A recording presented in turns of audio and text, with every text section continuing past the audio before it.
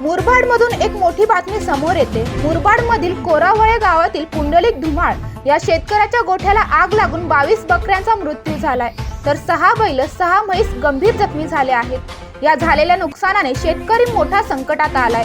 घटनेची माहिती मिळताच पशुसंवर्धन विभागाकडून जखमी पशूंवर उपचार करण्यात आले, तर महसूल विभागाकडून पंचनामा करण्यात आला असून तातडीने नुकसान भरपाईची मागणी होत आहे। चला मेरा नाव ना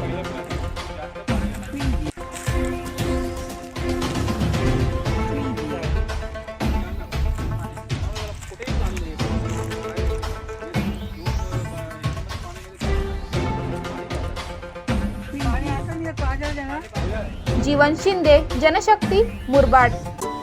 अरे तुम्ही अजून आमच्या चॅनलला सबस्क्राईब नाही केलं तर लगेच जनशक्ती चॅनलला सबस्क्राईब करा आणि बेल आयकॉनवर क्लिक करा आणि रहा अपडेट।